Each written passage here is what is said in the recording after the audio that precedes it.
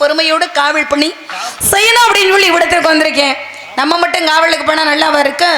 அப்பதான் அப்பாட்ட கேட்டு யார் யார் இன்னைக்கு துணைக்கு வர்றாங்க, வினைக்கு யாராவது வர்றாங்களா அப்படின்னு சொல்லி. என்னம்மா நீ இன்னைக்கு போறீன்னா உனக்கு துணைக்கு தான் ஆள்களை அனுப்புவனே தவிர வினைக்கு ஒரு நாளும் நான் அனுப்ப மாட்டேன் அப்படின்னு சொல்லிட்டாரு. பரவாயில்லப்பா, அப்படி வினைக்கு ஆள்கள் வந்தாலும் துணையாக மாற்றக்கூடிய திறமை இருந்தால் தான் காவல் படி செய்ய முடியும், இல்லைன்னா ஒன்றும் பண்ண முடியாது. அப்படின்றதுனால அப்படியே நானும் வந்து சொல்வழி கேட்டு இந்த இடத்துக்கு வந்தவொடனே எனக்கு மனசுல நிறைய ஆசை இருக்குனே. ஆசை இல்லாதவன் மனிதனா? ஆசை இருந்தால்தான் வாழ்க்கையை புரிந்து கொண்டு அனுபவித்து அர்த்தத்தோடு வாழ முடியும் அப்படின்வாங்க. ஆனா ஆசைதான் ஒரு மனிதனுடைய துன்பத்திற்கு முதல் காரணம். போதுமன்ற மனைவி பொன் செய்யும் மருந்து அப்படின்னு இருக்காங்க. அளவுக்கு அதிகமாக ஆசைப்பட்டா நல்லாவா இருக்கு? கண்டிப்பா நல்லா இருக்காங்க. நான் கேள்விட்டேனா? கேள்விப்படவில்லையே எப்படி ஆசை ஒன்று அப்படி. ஏன்னா மனம் ஒரு குரங்கு, மனிதனுடைய மனம் ஒரு குரங்கு. மனசு மட்டும் அப்படியே அலை பாயுதுப்பா. இந்த மனசு இருக்கே பொல்லா மனசு, கிளைக்கு கிளை குரங்கு எப்படி தாவிக்கிறதோ அதே மாதிரி மனசு ஒரு நிலையில் இருக்காது. இங்கதான் வாசிச்சுட்டு இருக்கீங்க, ஆனா மனசெல்லாம் எங்க போகும்னு எனக்கு தானே தெரியும். அப்ப எனக்கு என்ன தெரியும்? நானும் மனித பிறவி தானே, எனக்கு தெரியாமல் இருக்குமா? ஆமா ஆமா, இந்த இடத்துல அப்படியெல்லாம் ஒரு நிலையோட இருந்து எண்ணிலையும் தன்னிலை மாறாத பெண்ணிலையாக இருந்து காவல் பணியை செய்து காலையில என்ன செய்வேன் தெரியுமா? அறுவடையை முடிச்சு நம்பித்தலுடைய பேரை எடுத்துருவேன். எடுத்துருவீங்களா?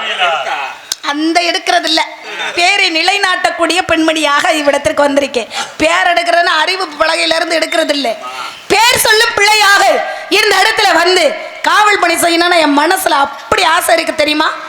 எல்லா ஆசையும் எல்லா நேரத்திலையும் சொல்லிட முடியாது, இருந்தாலும் ஒரு சில ஆசைகளை இன்னைக்கு கட்டாயமா சொல்லியே ஆகணும் அப்படின்றதுனால என் மனசுல அப்படியே பிரியமா சொல்லவாப்பா தம்பி ராமமூர்த்தி, நெடு நாளாகி விட்டது, பூரா உங்க வாத்தியாருங்க தான் வர்றாங்க, நீ வர்றது இல்லையே.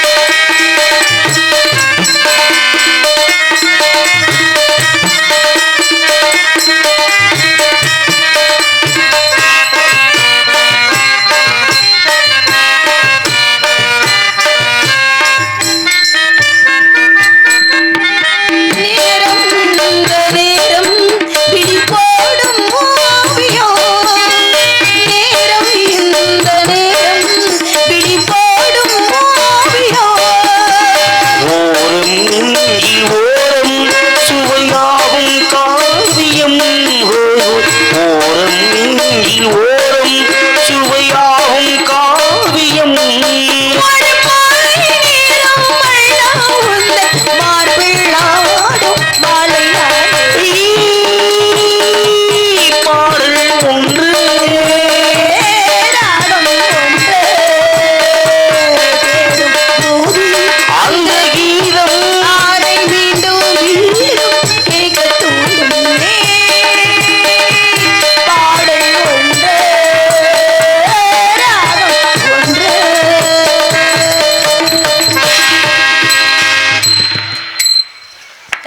தட்டிருங்க ஐயா.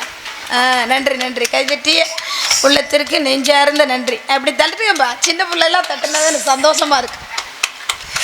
இருந்துட்டாலும் இந்த கைதட்டல் என்பது என்ன தெரியுமா, நம்மளுக்கு கொடுக்குற சன்மானத்தை விட பெருமிதம் அப்படின்றதுனால இப்படிதான் வாழணும்னு தம்பி ஒரு வாழ்க்கை இருக்கு. எப்படி வேணாலும் வாழலாம்னு ரொம்ப பேர் அப்படிதான் வாழ்ந்துட்டு இருக்காங்க. அப்படி வாழலாமா? ஏன்னா வளர்ற விதம் ஒன்று இருக்கு, வளர்க்கிற விதம் ஒன்று இருக்கிறது. தாய் தந்தையர் ஈன்ற பொழுதில் பெரிதுவக்கும் தன் மகனை சான்றோன் என கேட்ட தாயின்னு தாயாகப்பட்டவள் அமிர்தப்பால் அப்படின்னு சொல்லக்கூடிய தாய்ப்பாலை ஊட்டுகின்ற பொழுது நல்ல விதமாகத்தான் 4 குழந்தையே பெற்றெடுத்தால வளர்க்குறாங்க. ஆனா ஒரு சில பிள்ளைகள் நல்வழியில் போகுது, ஒரு சில பிள்ளைகள் தீ வழி போகுது. எதுக்கு அந்த பிள்ளை இப்படி கெட்டு போகணும், இந்த பிள்ளை இப்படி நல்லா இருக்கணும்னு சொல்லி தாய்ப்பாலை ஊட்டுறாங்க? கிடையாது. பிறவியோட பயனை அனுபவித்தே ஆக வேண்டும். பிறவி பிறங்களை நீந்துவாரிந்தால் இறைவனடி சேராதல். ஒவ்வொரு மனித பிறவியும் இந்த உலகத்துல ஜனனம் எடுத்து விட்டால் அவங்க பிறவி பயனை அனுபவித்தே ஆக வேண்டும். அப்படின்ற காரணத்தினால என்னுடைய பிறவி பயன் என்ன, இங்கே வரணும், காவல் பார்க்கணும், முருகப்பெருமானை வணங்கணும் அப்படின்றது என்னுடைய பிறவி பயனை இன்னைக்கு அனுபவிச்சுட்டு இருக்கேன். அந்த மாதிரி உங்களுடைய பயன் என்ன, ஒவ்வொரு தன்மையும் அப்படிதான் அமையும். அந்த மாதிரி வாழ்க்கை என்பது நம்மளுக்குன்னு தனியாக ஒரு வழி வகுத்துக்கிறேன்னு. சாந்தா செம்பரி ஆட்டு கூட்ட மாதிரி சாயக்கூடாது. முன்னாடி போற செம்பரி ஆட்டுக்கு தெரியும் இதுதான் வழின்னு, கடைசியில போற செம்பரி ஆட்டுக்கு தெரியுமா எது வழின்னு தெரியாது. பின்னாடி பத்தி போயிட்டே அப்படியே தலையை கவிஞ்சுக்கிட்டே போகும். என்ன நடக்குது என்ன அப்படின்னு சொல்லி ஒன்றுமே தெரியாமல் போகும். அப்படி ஒரு நாளும் இருக்கக்கூடாது. நிமிர்ந்து பார்த்து நடக்கணும். என்ன நடக்குது, எது கெட்டது, எது தீயது, எது நல்லது அப்படின்னு சொல்லி சிந்திச்சு செயல்பாட்டக்கூடிய ஒரு தன்மை இருந்தால்தான் சிறப்பாக இருக்கும்.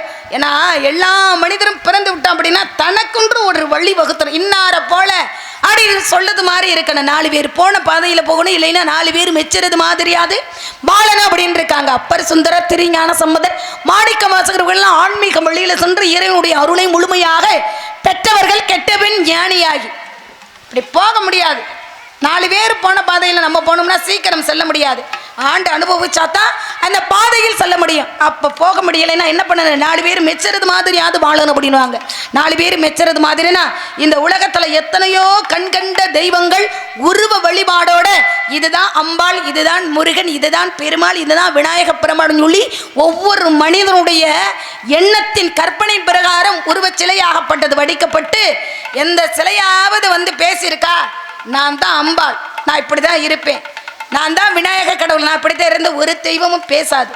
ஆனால் மனிதனுடைய கற்பையில் இப்படி தான் இருப்பாங்க தெய்வம் அப்படின்னு சொல்லி மனிதன் வடித்த சிலையில் நம்ம பெயர் வைத்து பூசை புனஸ்காரம் செய்து நம்மெல்லாம் வழிபட்டு கொண்டு இருக்கிறோம். ஏன்னா மனிதனுக்கு என்னைக்குமே நம்பிக்கை என்பது வேணும். தெய்வம் இருக்கு அப்படின்னா இருக்கு, இல்லைன்னா இல்லைதான். அப்போ மனம் எது ஜென்மையானால் மந்திரம் தெவிக்க தேவையில்லை அப்படின்னு சொல்லி உள்ளமது பெரும் கோவில் உள்ளத்துல தான் இருக்கு தெய்வம், வேற எங்கேயுமே கிடையாது. மனசுல நினைச்சாதான் அந்த மாதிரி கண்கண்ட தெய்வமாக இன்றைக்கு உலகத்துல முதல் தெய்வம் யாரு, பெற்ற தாய் தான். அதற்கடுத்து தந்தை, அப்புறம் கற்றுக் கொடுக்கக்கூடிய ஆசிரியர், 4வது இடத்துல தான் தெய்வத்தையே வச்சிருக்காங்க. பாருங்களேன், தன்னால் முடியாத ஒரு விஷயத்தை தான் அந்த அம்பாள்கிட்ட முறையிடணும். எல்லாமே தெய்வம் பார்த்துக்கிறது திண்ணையில முடங்கியிருந்தா நல்லா இருக்குமா? வழி திருமண் நாடன ஊரில் இத்தனாம் தேதி நீங்க வரணும் அப்படின்னு சொல்லி அட்வான்ஸ் பண்ண பின்னாடி தெய்வம் பார்த்துக்கிறோம்ப்பா அப்படின்னு சொல்லி எல்லாரும் வீட்டில் இருந்தால் நாடகம் நடக்குமா? அது எப்படி நடக்கும்? அப்போ நீ அதானப்பா ஊருக்கு ஒருத்தர் வந்துருவியல்ல, காணமேன்னு பார்த்து அந்த மாதிரி மனசுல எப்படி இருக்கு? சின்ன பிள்ளை மனசை சொல்லிடுவாப்பா, இல்லாட்டி சிந்து நதிக்கரை ஓரத்தில் சொல்லலாம். எப்படி சொன்னாலும் தெரியும், எப்படி சொல்ல